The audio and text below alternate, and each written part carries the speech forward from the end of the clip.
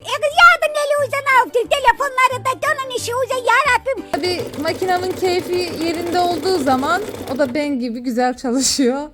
Şu an keyfi yerinde. Bakalım inşallah elbiseyi dikebiliriz. Makine bozulunca kafasına vuruyorum, artı beynini söküyorum. Evet hanımlar, bayrama kadar çok güzel çocuklara elbiseler yapabilirsiniz. Gerçekten çok basit. Her yaş grubuna göre bu modeli tasarlayabilirsiniz. En pratik bir şekilde sizlere anlatmaya çalıştım. Poplin kumaş kullandım. Malum bildiğiniz üzere birçok markanın pamuklu koton ipleri var. Farklı farklı daha kalın pamuklu ipler var. Ama böyle poplin kumaşları ince olanlardan kullanın. Bunu 3 harfli marketten aldım. Bunu da Tuhafiye'den almıştım. Böyle büyük bir markanın pamuklu koton ipi. Kullandığım ip de 2,5 milim tığ. İp diyorum bu arada, tığ hanımlar. Bu şekilde kirazı isterseniz yapın, isterseniz yapmayın. Bu şekilde elbiseyi tasarlayabilirsiniz hanımlar. Ve kırışık kumaşımı da ütüledim, mis gibi oldu elbisem. Zaten o kadar kötü bir video oldu ki bazen böyle çileden çıktım. Kırpmadım. Doğal halimden paylaştım sizler için. Hemen örgüye başlayalım. Elbiseye başlamadan önce çocuklarınızın koltuk altı göğüs arasının ölçüsünü alacaksınız. Ben de çocuk olmadığı için kızımın milattan önce kalma bir elbisesi vardı. İyi ki de saklamışım. Çünkü ölçü olarak bu elbiseyi kullanıyorum. Bakın. Bu elbise rahat 1,5-2 yaş elbisesi. Kızım minyon olduğu için rahat 2 sene giydi zaten. Şuradan böyle ölçüyorsunuz. Beden ölçüsünü. Toplam 36 santim. Ne 36'sı? Pardon. 56. Toplam göz altı çevresi 56. Velhasıl bu şekilde ölçü alacaksınız. Zinciri çekeceksiniz. Bakın. Ben ölçüyü aldım. Uzunca bir zincir çektim. Bu şekilde öreceğiz. Göstereceğim size. Şimdi alıyorsunuz tığınızı, ipinizi. İstediğiniz ip olabilir ama koton ip, yazlık bebek elbisesi yapacağımız zaman tabii ki koton ip kullanıyoruz yazlık için. Şimdi hanımlar, ben bu ipi 3 harfli marketler var ya, ondan aldım. Güzel gelmişti yazlık ipler. Şu kırmızılı olan. Şimdi örtülü reklam olmasın diye başım ağrımasın, onun için öyle diyorum. Şimdi hanımlar, böyle güzelce zincir çekiyoruz. Gevşek gevşek, rahat rahat. Kullandığım tığ 2,5 milim tığ. Böyle rahat rahat çekiyorsunuz. Sıkı zincir sakın çekmeyin. Gergin olmayacak hanımlar. Çocuğunuzun koltuk altı genişliğine göre bunu çekeceksiniz. Hatta daha büyük yaş grupları kendinize göre bile yapabilirsiniz bu elbiseyi. Beden çevrenize göre zinciri çekiyorsunuz. Şimdi ben şu anki elimdeki zinciri minyatür olarak göstereceğim nasıl başladığını. Videoyu fazla uzun yapmak istemiyorum çünkü çok işimiz var elbise yaparken. Şimdi böyle genişçe, uzunca çekiyoruz. Tamam mı? Şunu göstereyim size bir. Bakın böyle upuzun çekiyorsunuz. Bunun bakayım kaç santim. Hatta fazla çekin zinciri. Fazla olan zinciri kesip atarsınız. Hiç sıkıntı değil. Size onu da gösteririm. Şimdi şuradan böyle ölçtüğümde bakın 28 santim. Yani toplamda 56 santim genişliğinde bir zincir çektim. Şimdi bunu böyle 56 santim olarak görün. Tabi daha büyük yaş grubu yapanlar 60-70 ne kadar çekecekseniz yapın.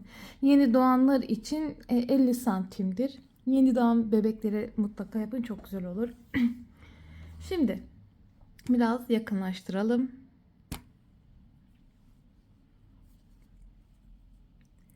Bunda ilik yeri hiçbir şey açmayacağız. En pratik şekilde anlatacağım. 1-2 zincir atlayacağız. Tamam mı? Böyle bir trabzan yapıyoruz. Şimdi İkinci trabzanı da hemen yanına yapıyorum. Diğer zincire doldurdum. Tel aldım. Şimdi 1, 2, 3. Üçüncü zincirin içinden girdim. Bu zincire toplam 3 tane trabzan yapıyorum. 1, 2, 3. Komple zinciri bundan sonra bu şekilde dolduracağız. 1, 2, 3.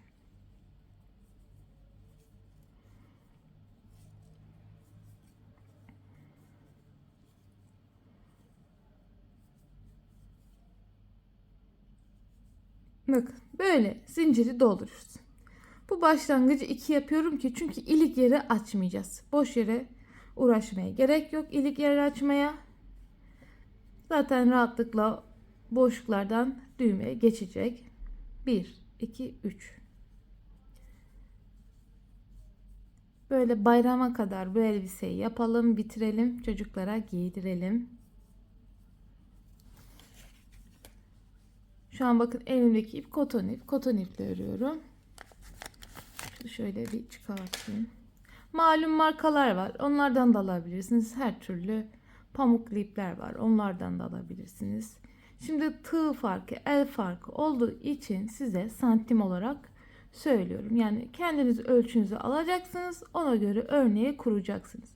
1, 2, 3.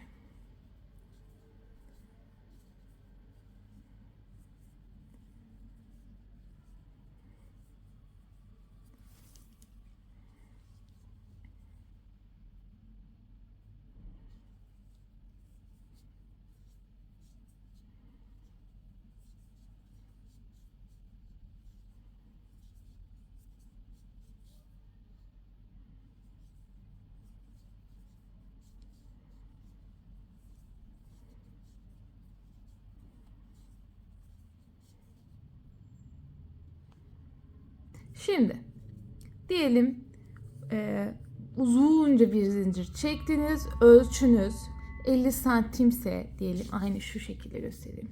Burası komple 50 santim oldu. Zincir arttı. Ne yapacaksınız onu göstereceğim. Şimdi bir tane trabzan yapıyorum.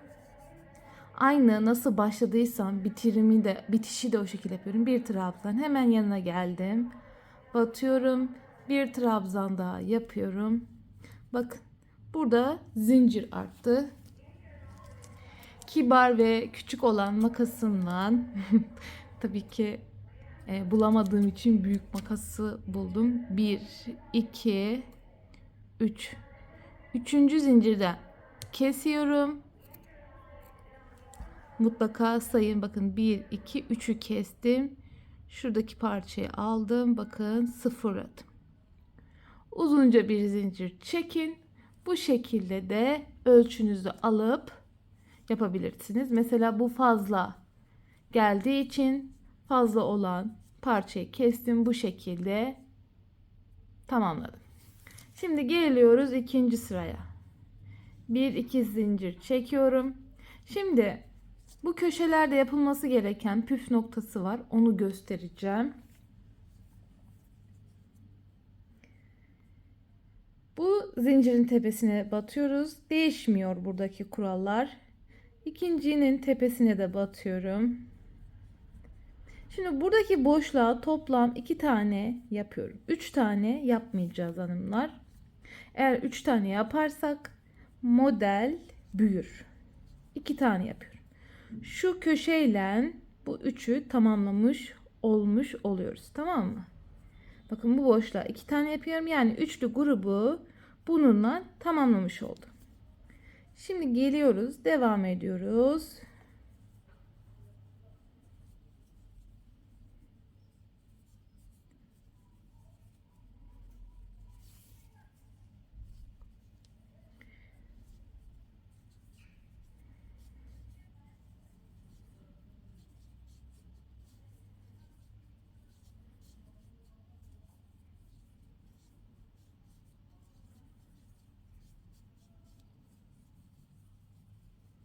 Evet, böyle örüyorum.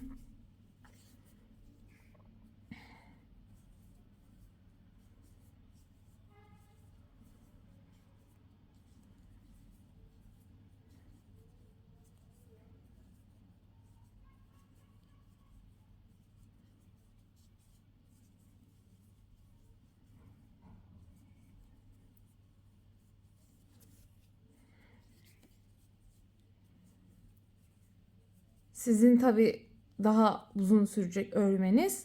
Bu küçük olduğu için parçayı böyle kesmeden örüyorum. Şimdi bakın köşe kısmına geldik. Burası çok önemli. Nasıl başladıysak aynı şekilde bitireceğiz. Ne demiştim? Şu boşluğa 2 tane yapıyorum. Son boşluğa geldim. 1 2 trabzanın bir noktasını batarak 3'e tamamlamış oldum zaten. Şimdi son bir trabzan kaldı. Onu da yapıyorum ve ikinci sırayı bitirdim. Şimdi 2 zincir çekiyorum. Bu kamera biraz ortalanmamış. Şöyle gelsek inşallah olmuştur. Şimdi geçiyoruz 3. sıraya. Bakın. Burada bakın 1. sıra, 2. sıra, 3. sıra. Bakın fark ettiyseniz bakın 2 burada açıklık var. Bakın. Böyle sırayla aynı teknik yaparak gideceğiz. Şimdi nasıl yapıldığını gösteriyorum. Çünkü bu köşelerde karıştıran takipçilerim oluyor. Şimdi buraya bir, tamam mı? Tekrar hemen yanına bir. Bu kadar. Bakın bu 2 tanesi boşlukta kalıyor. Ama bakın şu 3'ü 1 gözüküyor. Geldim bu boşluğa 3 tane yapıyorum. Eğer buradaki tekniği yapmazsam kesinlikle düz bir şekilde yukarı doğru örnek çıkmaz. Böyle genişler, açılır. Bu olmaması için buraya çok dikkat etmeniz gerekli. Nasıl başladıysam aynı o teknikle bitireceğiz hanımlar. Böyle devam ediyoruz. Şimdi köşeye geleceğim. Köşenin bitiş noktasını göstereceğim.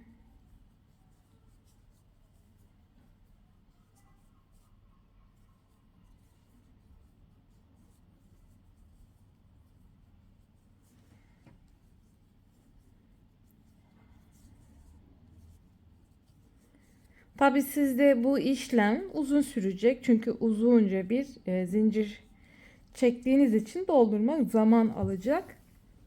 Ben video kısa olsun diye önceden hani yapıyorum parçayı. Size böyle minyatür olarak şu köşeleri en önemli olan zaten şu ölçü ve köşesidir. Başka bir şey değil yani. Buralar kolay zaten. Boşluklara batıyorsunuz. Bildiğiniz örnekler. Zaten benim birçok videomu yapanlar bu tekniği biliyor. Ama ilk defa 2 trabzanla köşe tekniği gösteriyorum. Normalde hep birer birer gösteriyordum size. Şimdi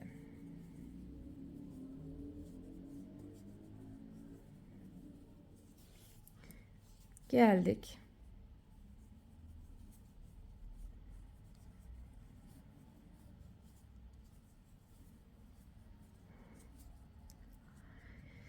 Ay tel aldım.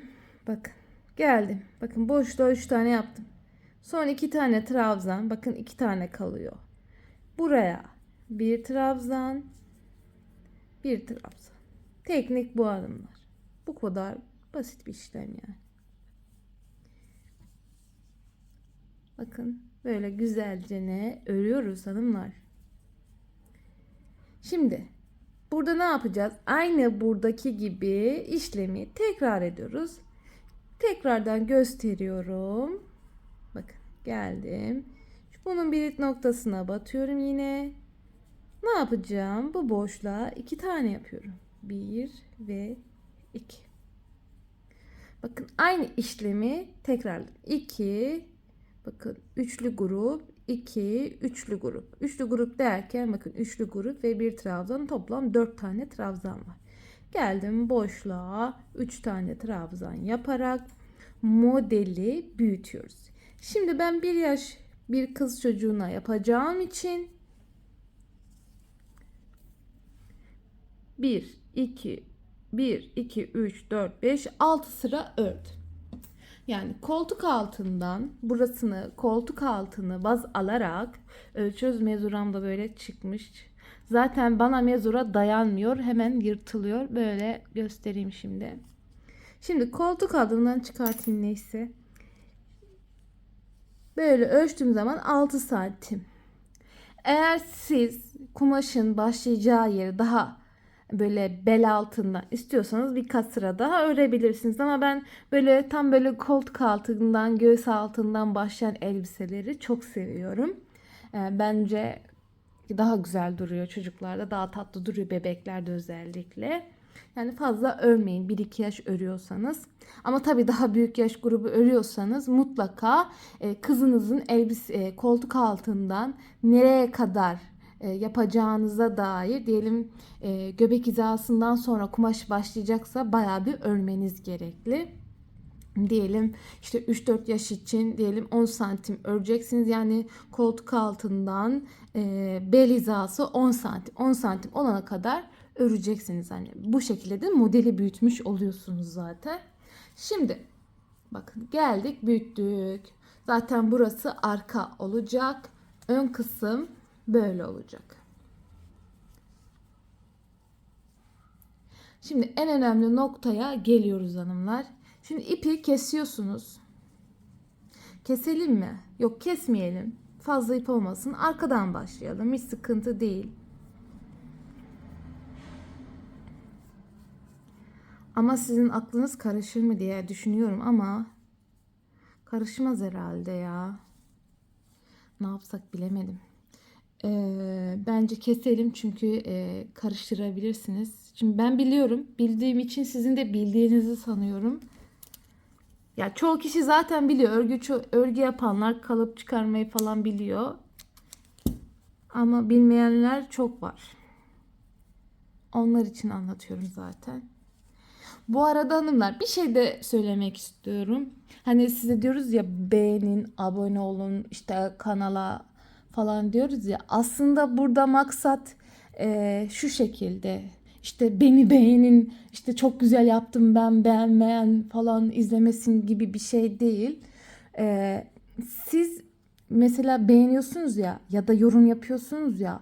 YouTube diyor ki bu video izlendi, beğenildi, yorum yapıldı. Hani eğer beğenmeseniz hani beğenmedim tuşuna basmanız bile YouTube için çok güzel bir şey.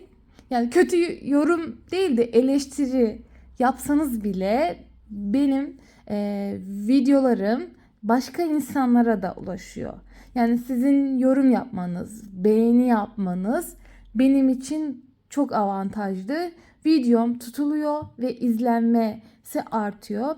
Ben burada sizlere bir şey anlatıyorum. Hani YouTube'dan belli bir kazanç sağlayabilmek için sizler de örüyorsunuz çocuklarınıza ya da satmak için yaptığınız için hani siz de faydalanıyorsunuz. Ben de sizden faydalanmak için bir beğeni, bir abone, işte yorum yaparsanız sevinirim.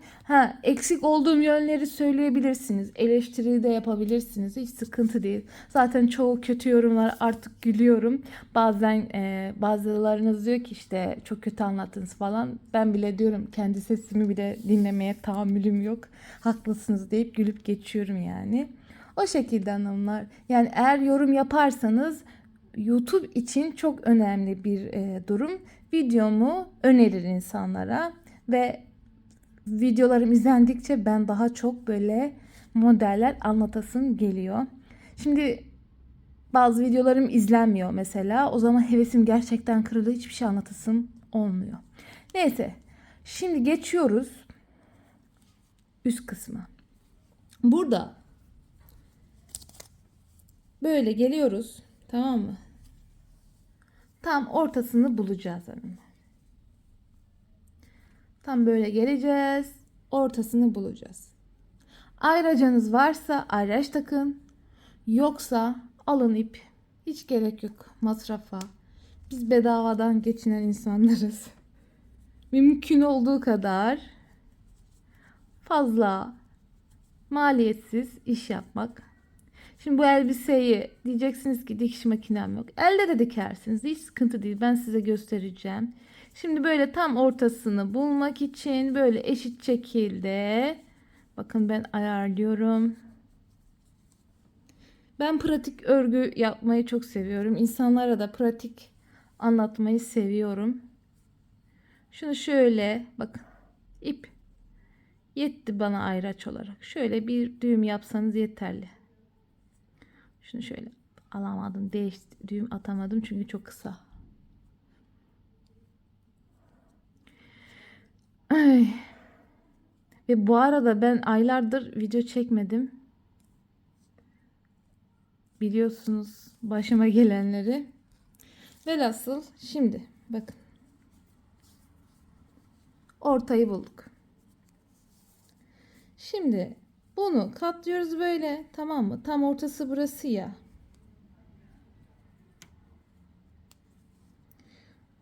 Şöyle yapalım. Daha iyi anlarsınız.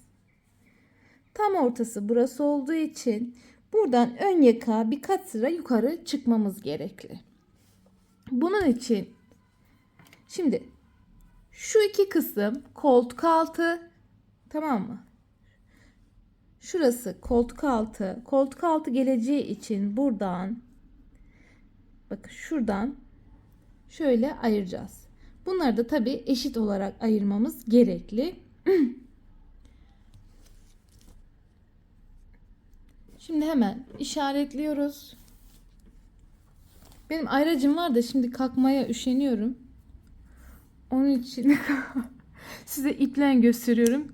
Siz de ip kullanın. Örgü ayracı olmayan çok kişi vardır. Bak böyle iplerden, tamam mı? Alalım. Şöyle bakın ayıralım.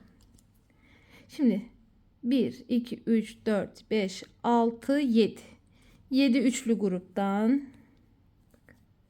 Burası arka kısmının, ayırdım. Sayıyorum. 1, 2, 3, 4, 5, 6, 7.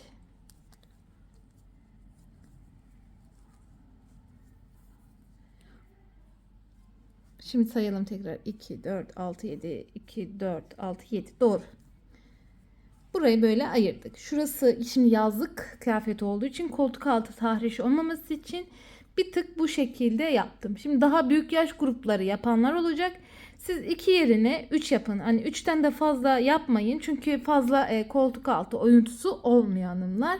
Yani rahatlıkla 3-4 yaşa kadar bu şekilde 2 tane 2 grup atlayın. 5, 6, işte 7, 8, 9 yaş yapanlar da 3 tane atlamanız yeterli. Yani 1, 2, 3'lü atlamanız yeterli olacaktır. Koltuk altı. Ha, buradaki sayı tabii ki değişecek hanımlar.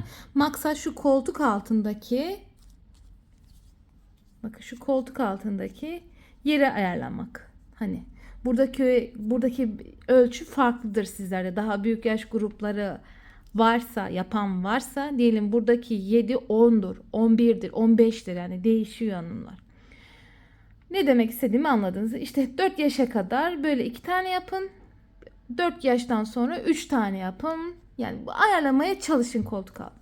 Şimdi geldik ön kısmına. Döndük ön kısmına. Şimdi aynı şekilde sayalım.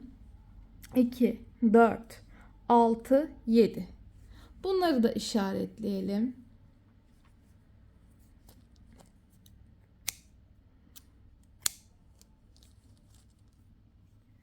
Çok masrafsız bir örgücüyüm biliyorsunuz. 2, 4, 6, 7. Şuradan böyle.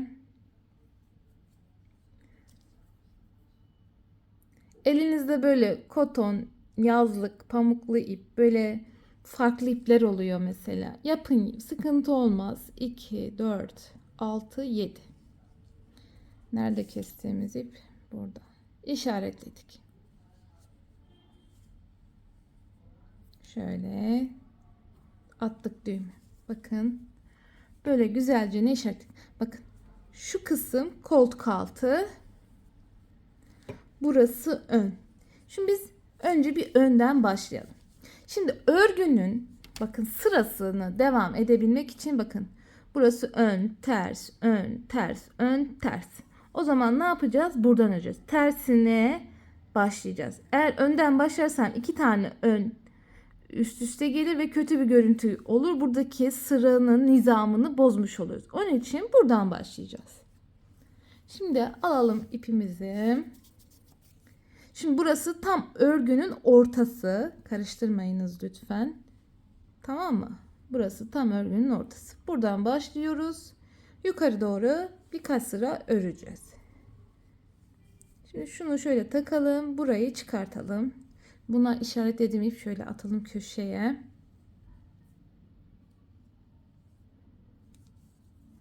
İki tane zincir çektim.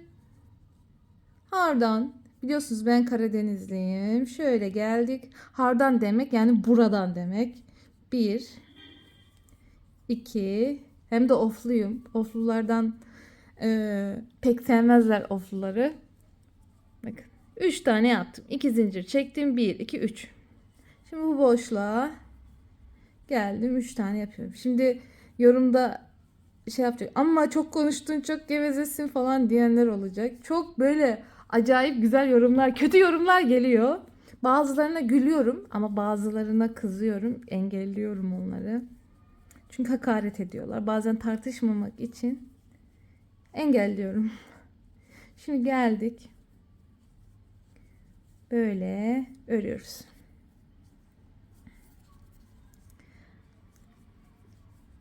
Şimdi öyle bir şey ki hanımlar. Ben kendimi dinlerken bile bakıyorum ne kadar monoton anlatmışım. Hiç güzel anlatmamışım. Zaten hiç kendimi beğenmem. Zaten başka birinin videosunu dinlerken 2x'e alırım. Hızlandırırım videoyu. Çünkü hiç tahammülüm olmaz. Biraz böyle neşeli, dinamik anlatan sayfaları dinliyorum. Pek de örgülerde anlatanı bulamadım. Ama zaten dinliyorum diyorum ama dinleyemiyorum yani yapamıyorum. İşte bazen oturup kendim işte saatlerce oturup örgüyü yapmaya çalışıyorum. Dinlemeyi hiç sevmem. Yani böyle bir şeyi yavaş yavaş anlatan. Ben de diyorum ki şimdi benim seyirciler, benim takipçiler acaba benden sıkılıyor mu? Aslında ben doğal olmayı çok seviyorum. Hani doğal, böyle arada espri yapan, güldüren, yani monoton olmayan anlatım yapmak istiyorum. Bir de mod lazım. Bugün modundayım. İlk defa yani uzun süreden sonra örgü anlatıyorum. Arada kötü anlattığım zaman anlayın ki modum düşüktür. Mecburen anlatıyorumdur. Şunu bir böyle yakınlaştırayım. Çünkü şuraya geliyoruz. Az kaldı.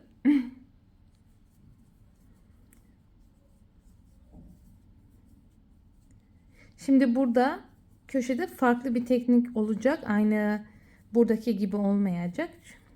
Burası çünkü ön. Orayı biz ilik yapacağımız için ikili başladık. Burada birer tane trabzan yapacağız. Onu göstereceğim size. Öyle işte hanımlar yani. Umarım sıkılmıyorsunuzdur.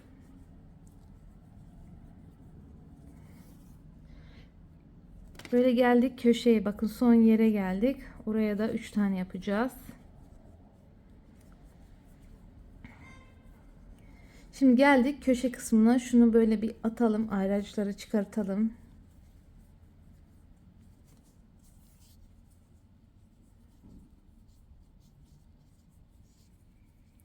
Bakın 3 tane yaptım. Şimdi ne yapıyoruz? İkinci sıraya çıkıyoruz. Bir, ikinci sıraya çıktık. Tel aldım. Buradan geldim. Bir trabzan yaptım. Geldim şimdi bakın bir trabzan yapmak zorundayım. Çünkü burası köşe.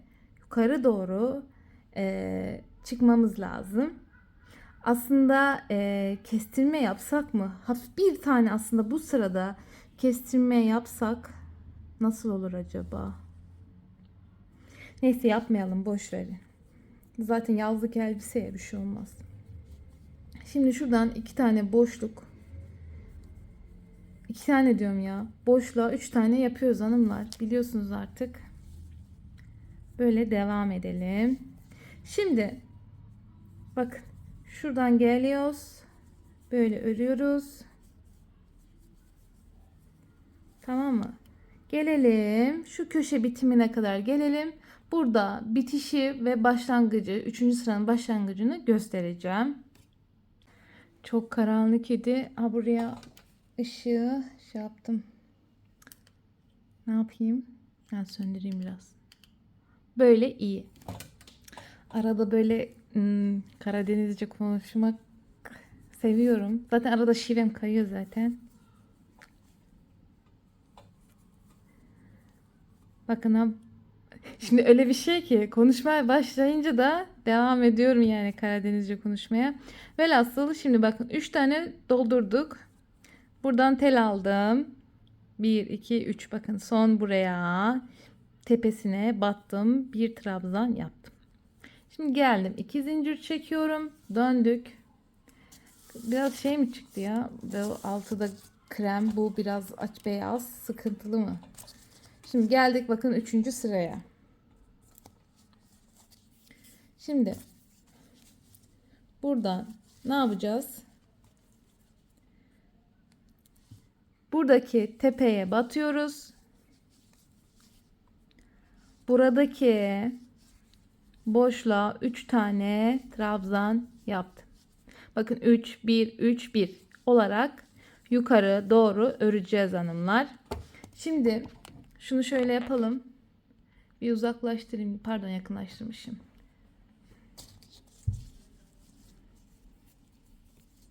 Devam ediyoruz. Son bir sıra daha öreceğim. Ondan sonra omuza geçeceğiz.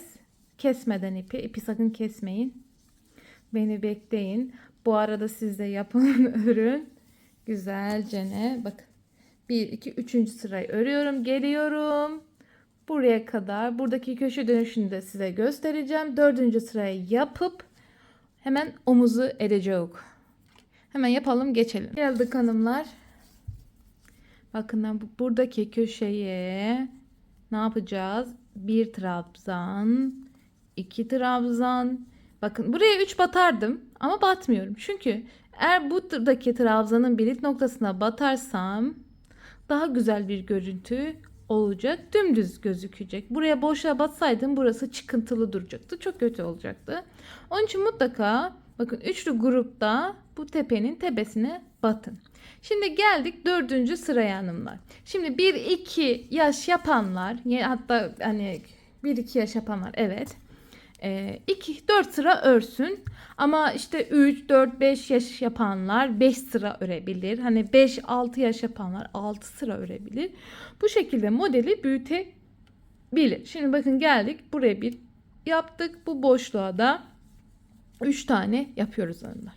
Şimdi bu 4. sırayı hemen bitirelim, gelelim. Bakın örnek aldığım kıyafeti bakın bu. Şöyle göstermek istiyorum. Bu biraz çok fazla yakada olduğu için bir tık düşük yaptım. Bakın koltuk altı burada. Burada 4. sıraya geçiyorum. Çünkü bir de toplama yapacağım. Bir tık yukarı toplayacak. Ondan sonra bakın omuz çıkacağım yukarı. Bu 4. sırayı örelim. Ondan sonra omuz yapacağız. Sakın ipi kesmeyin. Yani elimde böyle bir elbise var. Mesela bu elbiseden çıkarıyorum. Mesela 0 kollu olsaydı, böyle ince askılı bir elbise olsaydı ondan da ölçü alabilirim. Şimdi biraz da benim terzilik bilgim olduğu için hani kalıp çıkartmayı biliyorum hanımlar. Şimdi bunu buradan böyle bitirip gelelim. Şimdi hanımlar bakın geldik. 4. sırayı bitirdim. Ön yakanın genişliğini de ölçeyim. Size santim gene vereyim. Bakın 22 santim ön kısım. Burası yakanın tam ortası. Yakadan koltuk altının ölçüsü 9 santim. Şimdi geldik. Nereye geldik biz? Bu neydi bunun adı ya? Unuttum. Omuz kısmına, pardon. Omuz kısmını örmeye. Bakın şu kısmını ördük. Bakın buradaki kısmı ördük. Şimdi şu yukarıki kısmı örmeye. Şimdi şöyle 2 zincir çektim.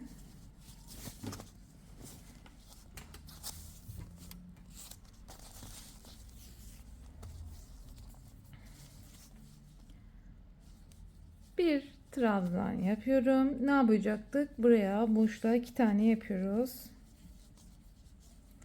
Boşluğa 2 tane.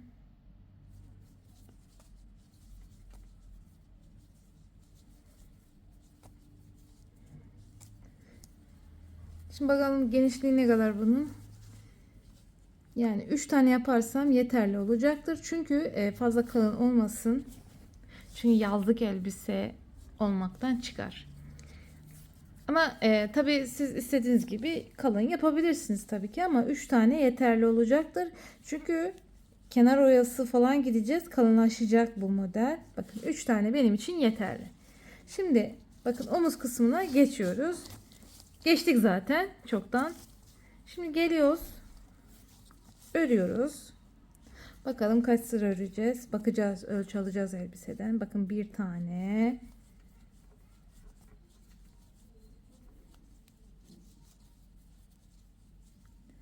Böyle devam edelim.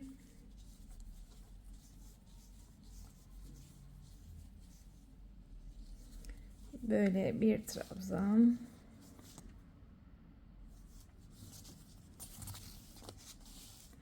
Bu örtüyü koymamın sebebini az çok biliyorsunuzdur. Masum yavrularımız katledildiği için.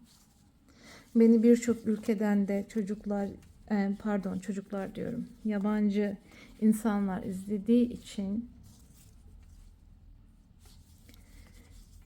bu konuda dikkat çekmek için, duyarlı olmak için aklıma böyle bir şey geldi. Kendi mesleğimi yaparken nasıl duyurabilirim diye bu zulmü bu şekilde gösteriyorum. Gazze'de birçok insan katlediliyor biliyorsunuz. Velhasıl şimdi hanımlar geldik boşluğa 2. Buraya da 1. Şu an modum düştü. Çünkü video izledim de Gazze videosu izledim. Çocukların ağlaması falan derken onun için moralim biraz bozuldu. Şimdi bakalım şöyle diyeyim. Bakıyoruz. Bu kirli değil, bu durma lekesi, yıllar önce çıkmıyor. Böyle yani sarılık olması sebebi o. Şimdi bakalım kaç sıra örmemiz gerekli. Yani şöyle pay biçersek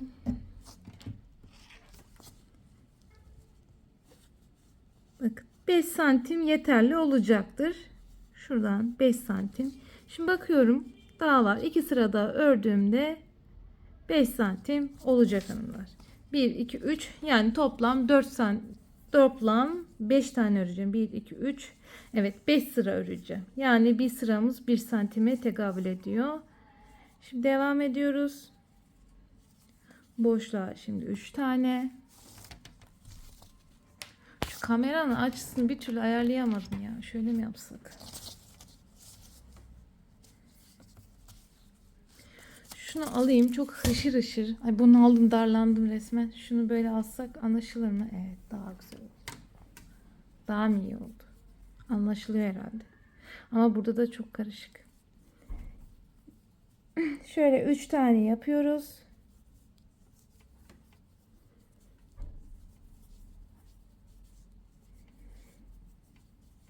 Şimdi şuraya 1 ve son sıraya gidiyorum. 1, 2, 3, 4. Evet. 5. sırayı gideceğim şimdi ve bitireceğim. Keseceğiz burayı.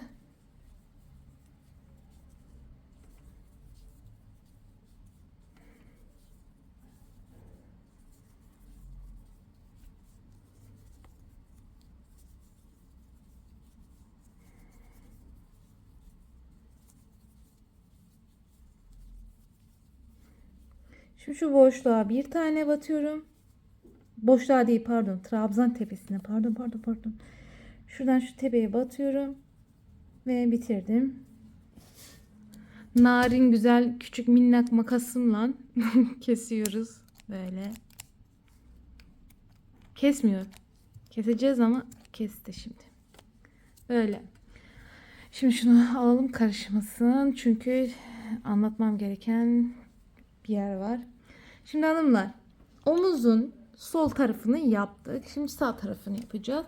Sağ tarafını da yaparken buradan başlayacağız. Buradan başlayamayız. Çünkü bir ters bir düz, bir ters bir düz ördüğümüz için şu an tersteyiz. Şimdi düz tarafı öreceğiz. Ne yapacağız? 1, 2, 3 sayıyoruz. 1, 2, 3. Buradan başlıyoruz. Omuzu aynı 5 sıra yukarı doğru öreceğiz. Şu an sadece başlama yerini gösterdim.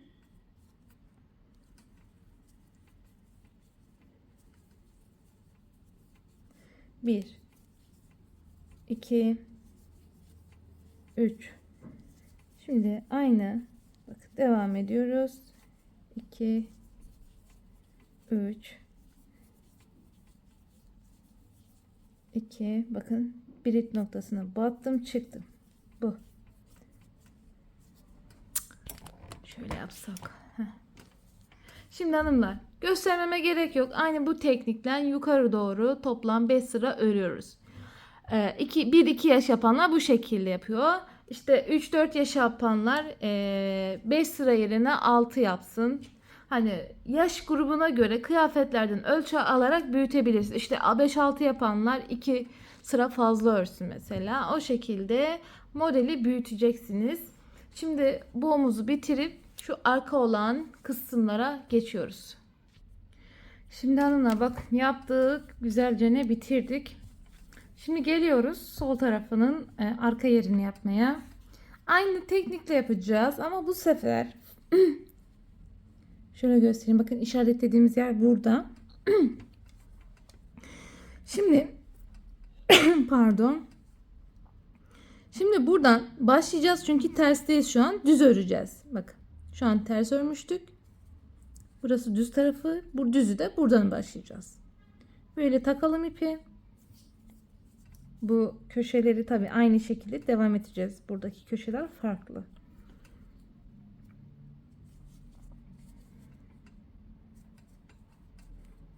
İki zincir çektim.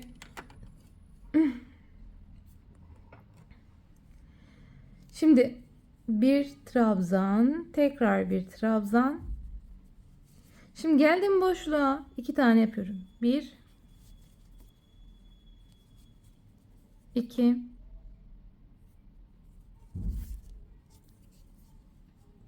3. Niye öyle yaptık? Bakın devam ediyoruz. Buradaki sırayı takip ediyoruz. 2 bakın 4 2 4 2 4 2. 4 dediğim yani şu üçlü ve birinci trabzan. Şimdi devam edelim işaretlediğimiz yere kadar. Hani başında işaretlemiştik ya. Ayırdık koltuk altını falan. Oraya kadar gelelim. Şöyle göstereyim.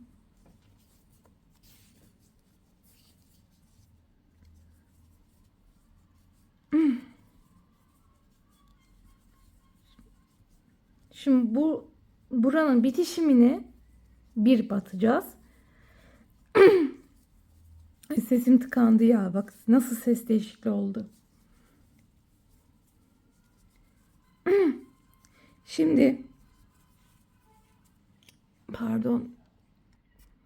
Şimdi geldik. Bakayım nerede bitireceğiz. Ha üçlü. Evet.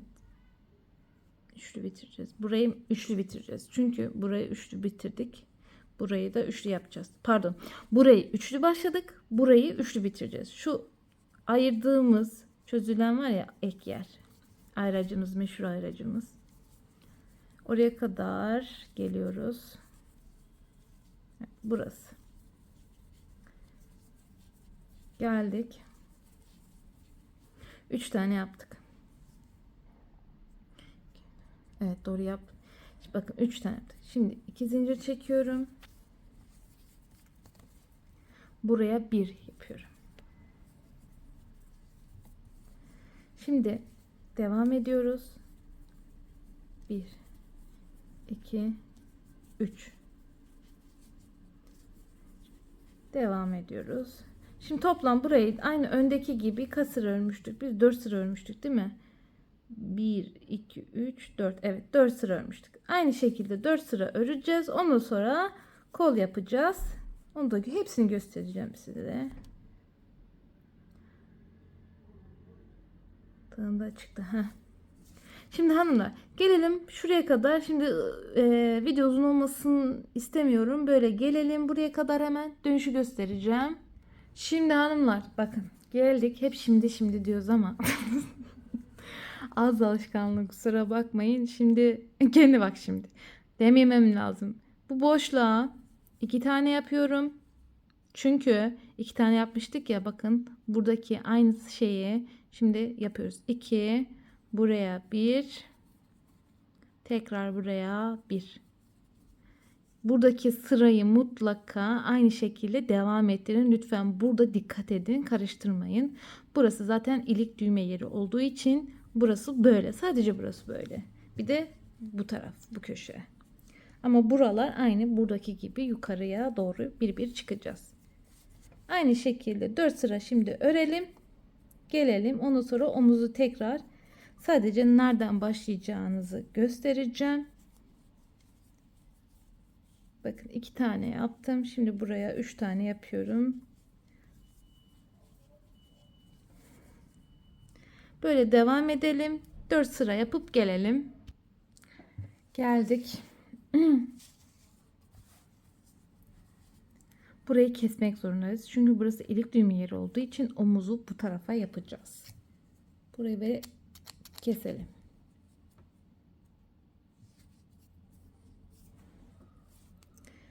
Bakın geldik. Ters döndürüyoruz. Çünkü burası ön yüzü olduğu için buradan başlayacağız.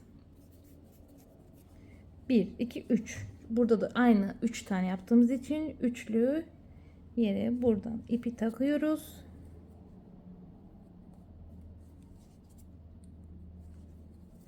İki zincir çekiyorum.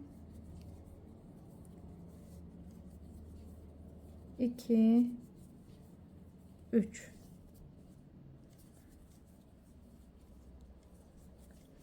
Toplam 5 sıra bu omuzu da yukarı doğru örüyoruz.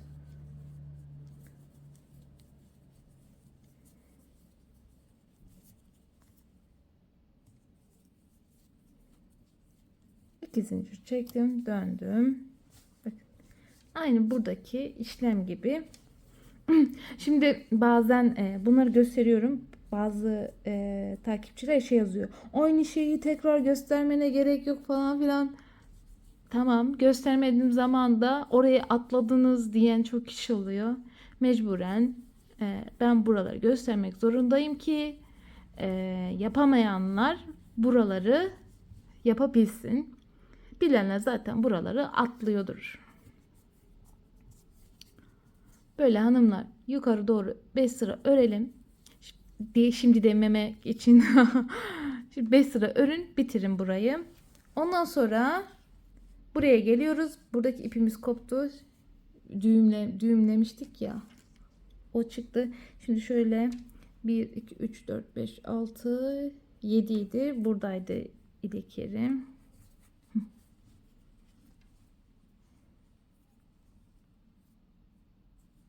Burada da bakın ön yüz burası olduğu için ters yönden başlayacağız. İşaretlediğimiz yerden bakın 3 tane yaptık. 3 tane yapıp burayı ikili bitireceğiz. Aynı buradaki teknik gibi. Galiba size burayı göstermem lazım. Ben neyse burayı bitireyim de burayı göstereyim. Bu arada ipi uzunca kesin. Çünkü omuzları birleştirme payı olacak. Kısa kesmeyin, fazla ip pisliği olmaması için böyle uzunca bir kesin. Çünkü sık iğne ile birbirine ekleyeceğiz. Evet. Arkayı da sol tarafını bitirdik. Şöyle. Geldik bu tarafa. Bakın ters tarafından başlıyoruz.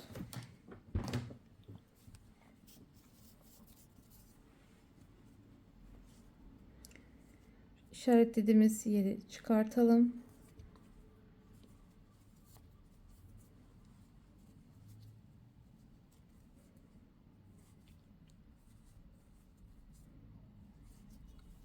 2 zincir.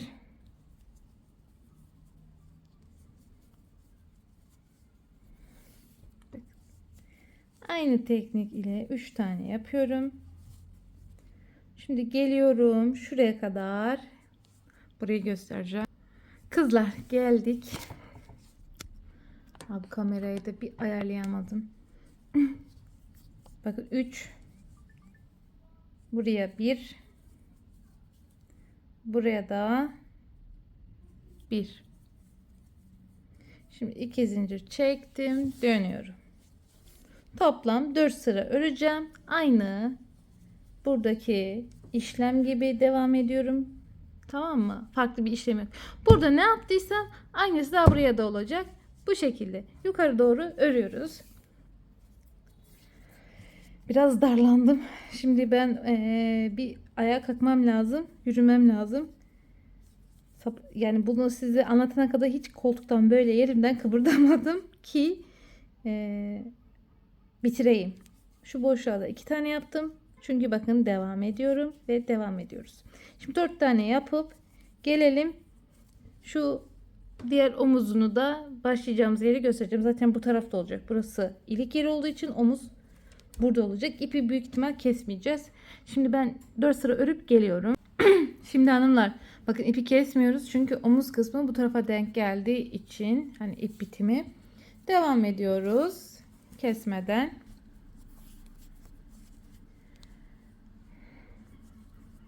Şöyle bir trabzan. 3 tane trabzan. 3'ü tamamladık. Omuz kısmında olduğumuz için 4 sıra ördük. Ay öremedim. Ezan başladığı için şimdi şurayı hemen gösteriyorum.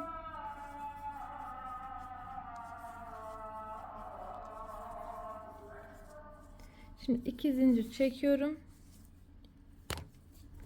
Toplam 5 sıra omuzu örüp gelelim. İpi kesmeyin, omuzları birleştireceğiz hanımlar. Bakın böyle devam ediyoruz. Toplam 5 sıra örüp gelin. Şunu şöyle bir uzaklaştırayım. Allah. Bakın şöyle bir parça oldu. Şimdi hanımlar bakın omuzları yaptık. Şimdi bir tanesinin ipini kesmedim. Diğerinin ipini kesmiştik demiştim ya size uzun kesin. Çünkü birbirlerine ekleyeceğiz. Bakın böyle bir kalıp çıkıyor. Şimdi dediğim gibi büyük yaş grupları yapanlar bu tekniği büyütmeleri lazım. Yani diyelim hani dedim ya size 3-4 yaş yapanlar buradaki 4 sırayı 5-6 sıra yapsın. Buradaki 5 sırayı 6-7 sıra yapsın birer birer. Yani aslında her 2 yaşta birer sıra artırmanız yeterli olacaktır. Ama şuradaki beden ölçüsü çok önemli. Hani bu çocuklarınızın ölçüsünü alıp o şekilde örneği alt zemini kurmanız lazım. Temeli sağlam olsun ki üstü de doğru düşsün. Şimdi şu omuzları birleştirelim güzel bir sık iğne tekniğiyle. Yakınlaştıralım.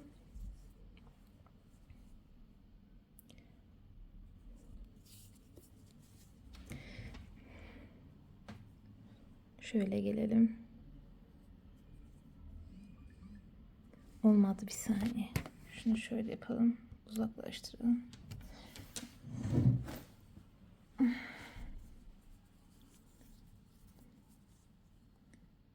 Bu arada tersine düzüne hiç bakmamışız. Bakın burası ön yüzleri birbirine bakacak şekilde katlıyoruz.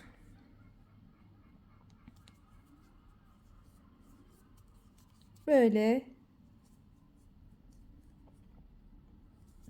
birbirine denk gelecek şekilde sık iğne yapıyoruz. Ay şu kamerayı bir ayarlayamadım ya. Sürekli işte kıpır kıpır olduğum için bir o yana bir bu yana derken kayıyor hep kamera. Şöyle geldik.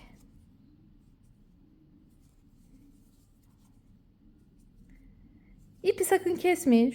Hazır yaparken omuzu birleştirirken şu kol evini de yapalım. Sürekli ip kırpıntısı olmasın. Diğer omuzu da birleştirirken Keşke onun ipi kesmiştik biz. Neyse. İyi, ne olsun, o bir şey olmaz. Buradan böyle yaptık ya.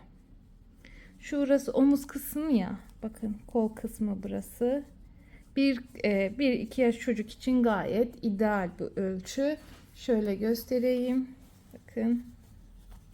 Bu hem sabit, bakın şöyle. Bakın gayet de eşit bir şekilde düşürdük. Şimdi hemen şu kolunu ön yüzünden güzel gidelim.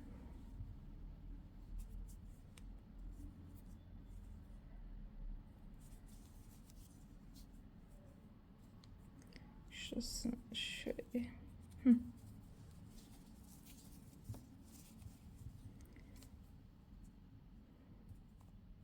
Ay yapamadım ya. Üf, darlandım hepten. Şimdi ne yapacaktık? Sık iğne gidecektik. Önce güzelce bir sık iğne gidelim hanımlar. Çünkü güzelce toparlasın. Şöyle boşluğa bir. Şimdi aslında benim niyetim şuraya batmak. Şimdi oldu. Buraya battık güzelce. Buradan böyle bakın tepe noktası, orta tepe noktası. Bakın böyle boşluğa batmıyorum. İpi böyle geçiriyorum, batıyorum.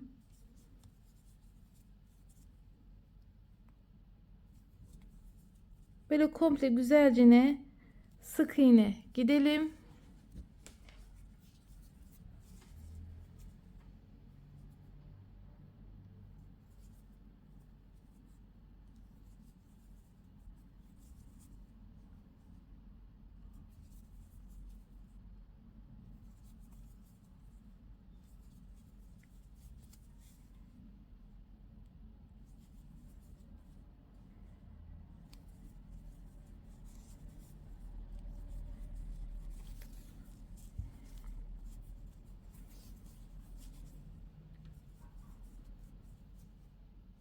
Evet. Bakın geldik.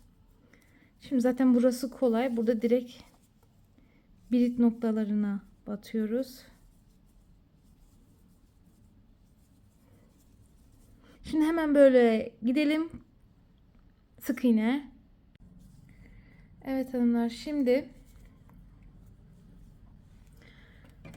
şöyle bir gelelim. Komple sık iğnesini yaptıktan sonra kenar oyası gideceğiz. Şu an kol çevrelerini tamamlıyorum.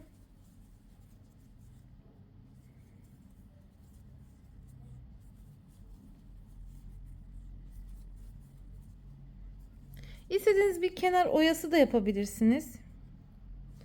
Aslında böyle bir kenar oyası gittim.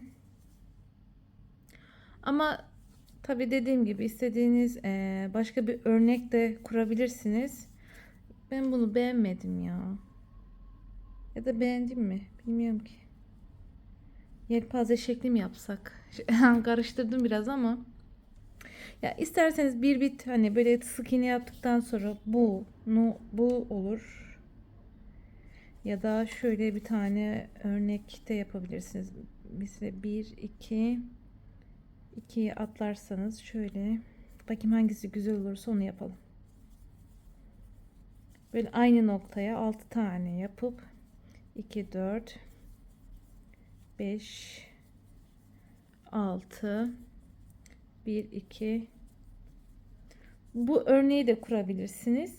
Şu sık iğne 3 zincir aynı yere batıyorsunuz. Bir bit diyorlar ona. Onu da yapabilirsiniz. Ama galiba şunu yapacağım. Daha güzel duruyor.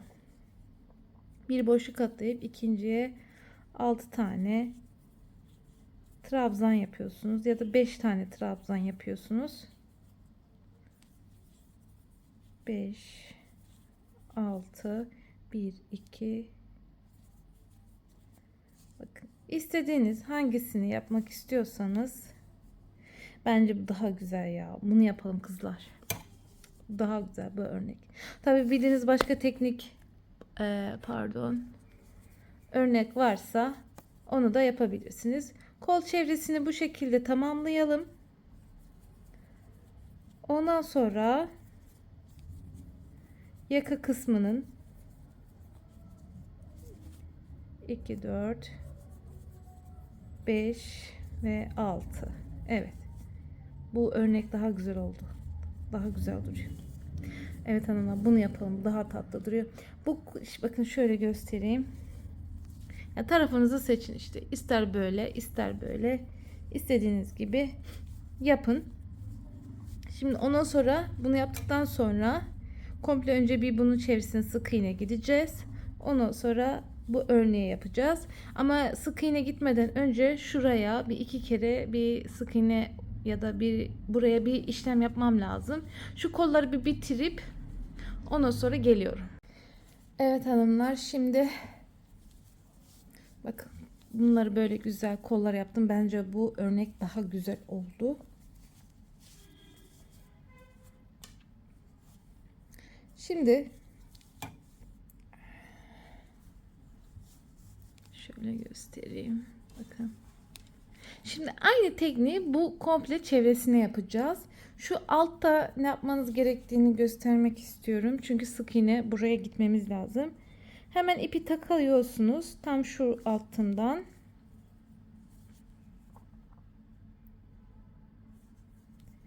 Böyle bir zincir çekip kilitleyelim. Şimdi bir sık iğne. Bakın hemen bunun yanında 2 tane trabzan var ya. Oraya da bir trabzan. Bu boşluğa 2 tane zincir vardı. Bakın şunun hemen altında bir tane. Bakın 2 boşluk. Şu 3 tane olan yere bir sık iğne. Boşluğa 2 tane. Bu şekilde alt tabanını sık iğne ile tamamlıyoruz.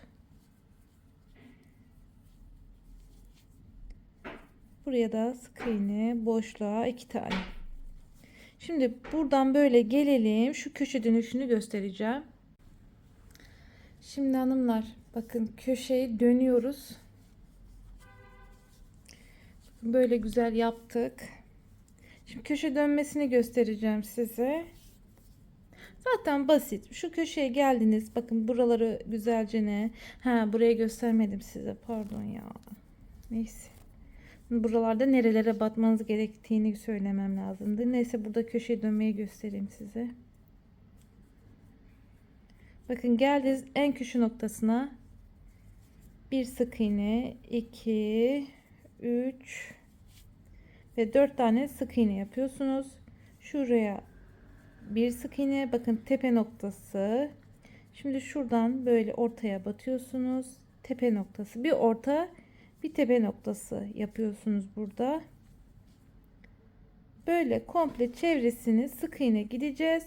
Ondan sonra kolda gösterdiğim gibi örneği yapacağız, kuracağız. Tabi siz başka bildiğiniz örnek varsa onu yapabilirsiniz.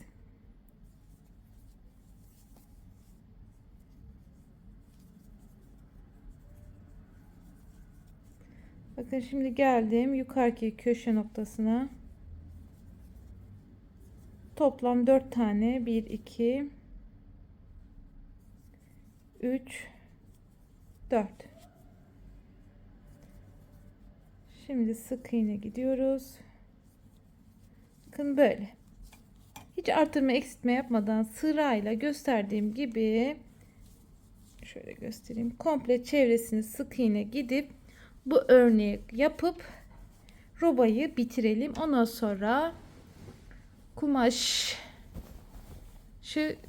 göstereceğim. Bu kumaşı bir ütüleyip geleceğim. Tabii ki böyle kırışık kırışık olmayacak. Nasıl dikeceğimi, nasıl yapacağımı göstereceğim. Ben makinede yapacağım inşallah, çalışırsa makinem. Eteğin ölçüsünü de, bu elbise biraz fazla uzundu. Biraz kısa yapacağım. Şöyle göstereyim.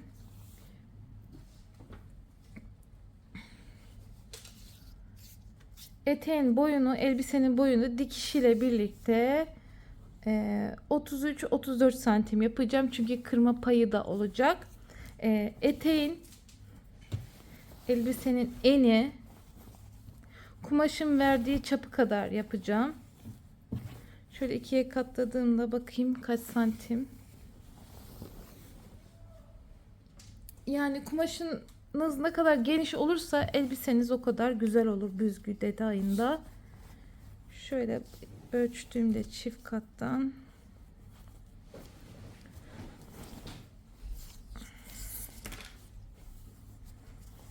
bakın 1 metre geçti. 78 santim. Yani 78 8 8 16 7 7 14 156 santim genişliğinde bir kumaş parçası. Zaten bu poplin diye geçiyor. Yazlık istediğiniz keten kumaşlar işte ne diyeyim, şile bezi kumaşı gibi kumaşları tercih edebilirsiniz. Kumaşı ben kesip güzel bir ütüleyeyim. Ondan sonra dikim bölümüne geçeceğim. Şu robayı da güzel komple çevresini dönün. Bu örneğe yapın gelin. Hepsini yapıp gelelim. Şimdi hanımlar bakın. Yeleği güzelce bitirdim. Tabi robası büyük olanlar daha çok büyük düşecek. Bu şekilde buraya düğmelerini dikeceğim. Şuradan bakın şuralar ilik yeri olacak. İstediğiniz kadar ayarlayabilirsiniz. Şimdi kumaşı bakın kestim, gösterdiğim ölçü gibi. Gösterdiğim ölçü bu. Daha ütülemedim. Ütüleyeceğim bunu. Şimdi şöyle bir kumaş. Bu kumaşı ovarlağınız varsa ovarlak çekin. Yoksa makinanızdaki zigzag programıyla da yapabilirsiniz. Eğer yoksa da bir yol çaresini bulacağız hanımlar. Şimdi normal makinesi olmayanlar eliyle buradan böyle güzelce dikecek. İğne ardı yaparak. Makinesi olanlar böyle güzel bir diksin. Ondan sonra üst kısmını güzelce büzmek için ya tel alacağız ya makinayla gideceğiz. Bu altını da ya makina ile ya da elinizden bu şekilde kırıp iğne ile dikeceksiniz. Şimdi ben size hepsini güzelce göstereceğim. Ama önce ben bunun makinamın zikzak programı var. Onunla çekeyim. Şurayı da dikeyim. Size göstereceğim detaylı bir şekilde elde nasıl bunu yapabilirsiniz. İnşallah makinem çalışır. Eğer çalışmazsa ben de sizlerle elimde yapacağım. Bu şekilde bakın modelimiz. Şu an hanımlar kenar ovarlağını gidiyorum bu şekilde. Ovarlak makinem olmadığı için zikzak programında bu şekilde gidiyoruz. Tabi makinemin keyfi yerinde olduğu zaman o da ben gibi güzel çalışıyor. Şu an keyfi yerinde. Bakalım inşallah elbiseyi dikebiliriz. Şimdi komple çevresini bu şekilde ovarlak tarzı gidip geliyorum. Dediğim gibi ovarlığı olmayan da yapacak bir şey yok. Burası üst kısma gelecek mesela. Burası alt kısım. Buraya böyle 2 kat kıracağız zaten. Diğer kısımda böyle dikmek zorunda kalacak robaya. Şimdi hemen çevresini yapıp geliyorum. Makinem çalışıyor çok şükür. Güzel gidiyoruz. Komple çevresini ovarlak gittim. Şimdi burayı dikiş almayacağım. Ön yüzleri birbirine bakacak şekilde arka olan yeri, sadece bakın şu kısa olan yeri birleştiriyoruz. Makinası olmayanlar eliyle birleştirecek tabii ki. Şunu şöyle yapalım. Ben şimdi size göstereceğim. Aslında şunu şöyle yapalım ki buradaki dikiş yerine eklemeyelim. Şuradan şöyle. Şimdi maşallah dediğim 3 gün yaşamaz. Diyorum ya, bunun arada kafası gidip geliyor. Bakın beynini söktüm buradan. Çalışmıyor, arada söküyorum, tamir ediyorum. Bakalım şimdi. Bismillahirrahmanirrahim diyelim.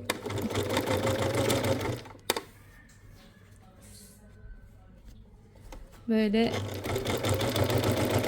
dikiyoruz. İnşallah güzel dikiyordur ya.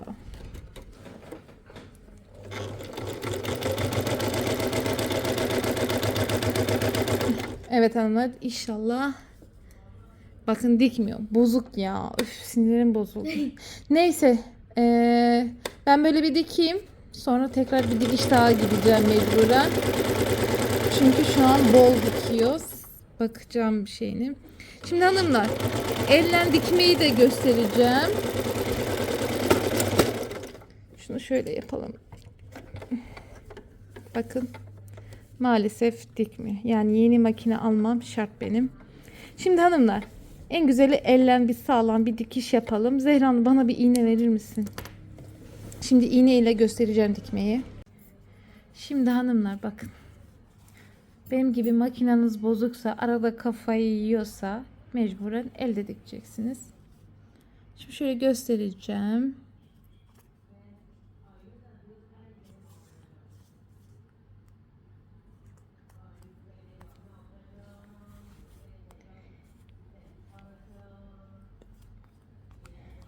Normal elinizde güzel güzel bakın, geri geri bu şekilde dikeceksiniz.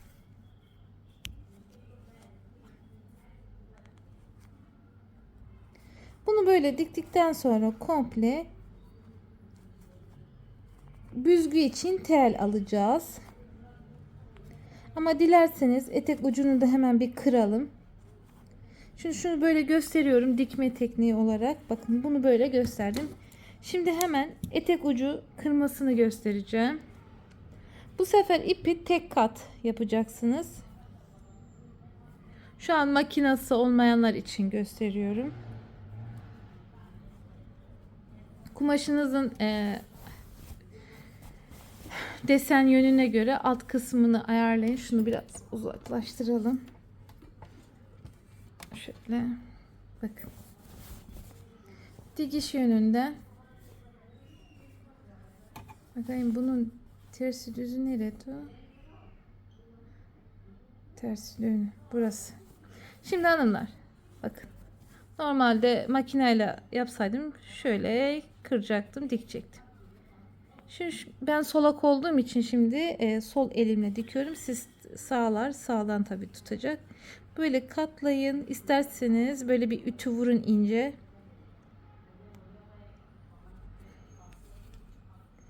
Şöyle karşı kumaştan böyle bir tel alıyorsunuz. Buradan yürütüyorsunuz.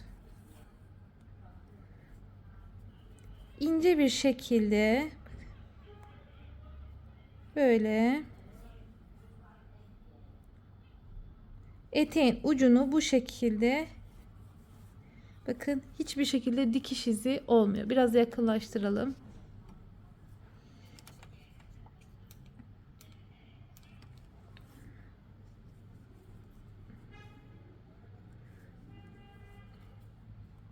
Bundan sonra hiçbir şey olmaz. Benim gösterdiğim teknikle yaparsanız etek ucu mis gibi kırılmış olur hanımlar.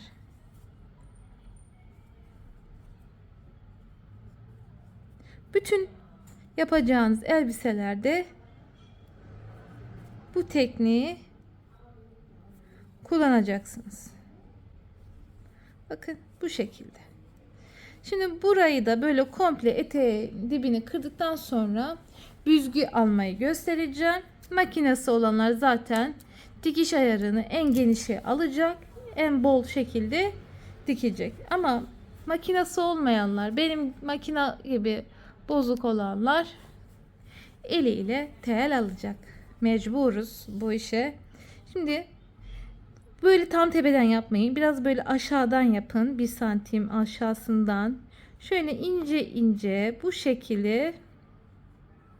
Ama önce ipi uzun bir ip alın. Yani uzun bir ip kesin. Şu an hani videoyu sürekli yapıp durdurup yapmamak için şöyle toptan gösteriyorum. Bakın.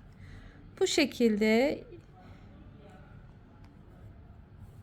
birer santimden bakın yapıyorsunuz. Sonra bunu böyle büzeceğiz. Komple çevresini, bel kısmı burası.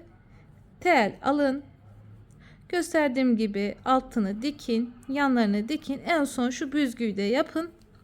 Ondan sonra bunu robaya dikmeyi göstereceğim. Ben işte makineye bakacağım. Makine inşallah yapabilirim. Yoksa işim çok uzun sürer. Bu şekilde hanımlar büzeceğiz bunu. Komple çevresini tel alıp gelin büzüp geleceğiz. Şimdi hanımlar bakın. Robanın şu ilik düğme yerini böyle iğneledim. Aslında dikebilirsiniz. Sadece böyle tutturabilirsiniz. Şimdi bu şeyi büzgü olan yeri makine ile yaptım. Yalap şalap yaptık işte. Çok şükür. Elinizle de yapabilirsiniz. İnce ince gösterdiğim gibi böyle eşit bir şekilde büzgülerini dağıtıyorsunuz. Şu arka dikişi, bu dikiş arka bölüme gelecek.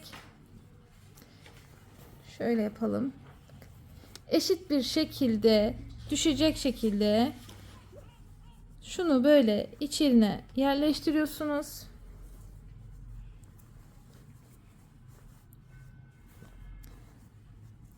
Gerçekten makine nimet ama yeni bir makine alacağım Allah nasip ederse. Böyle kafayı yedirtti bana makina. Şimdi hanımlar tam böyle arka ortası tam bu ilik yerinin olduğu yere böyle iğneliyorsunuz hanımlar. Güzelce böyle iğneleyin. Ondan sonra elinizden ince ince dikin. Ben şimdi önce bir tel alacağım güzelce. Sonra makinede inşallah dikmeye çalışacağım.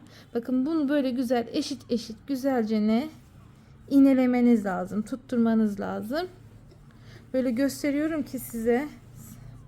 Yani karışık yani karıştı ve gerçekten böyle sinirlerim zıpladı. Bir an önce bitirip paylaşmak istiyorum. Yani bunu böyle güzelce iğneleyeceksiniz. Sonra makineden vuracaksınız ve elbiseyi bu şekilde bitireceğiz hanımlar. Ben şimdi şöyle göstereyim bakın. Şuradan şuradaki şu dikiş izi var ya böyle üste gelecek şekilde şuradan dikmeye başlayacağım. Şimdi göstereyim size iğne ile. Bakın. Mutlaka tel alın. Telle böyle tutturun. Şimdi böyle ince ince şöyle hani dikişsiz gösteriyorum şöyle ince ince elinizle mutlaka dikin, iyice dikin yani. Ve elbisenin robasını, kumaşını bu şekilde komple çevresini dikerek birleştiriyorsunuz. Ben şimdi bitirip geliyorum. Biraz ara vereceğim. Çok bunaldım gerçekten. Devam edelim. Elbiseyi bitirdim. Elhamdülillah çok şükür. Böyle bakın arkasına incileri diktim. Bakın ben makineyle diktim. Tabi siz iğneyle elinize dikebilirsiniz. 2 kere gittim sağlam olsun sökülmesin diye. Bu şekilde elbisemiz hanımlar yazlık elbise. İnşallah bayramda minnaklarınıza giydirirsiniz. Umarım beğenmişsinizdir. Dediğim gibi desteklerinizi bekliyorum. Her bana yorum yapmanız bana çok büyük bir destek oluyor, moral oluyor. Zaten çok kötü bir haberim var. YouTube kanalım 32 gün boyunca para kazanmam durduruldu. Çünkü yaptığım bir hata yüzünden kendi kendimi mahvetmişim. Bir ay işte beklemek zorundayım. Yeni modeller anlatacağım inşallah. Böyle hanımlar. Bir başka videoda görüşmek üzere. Hoşça kalın.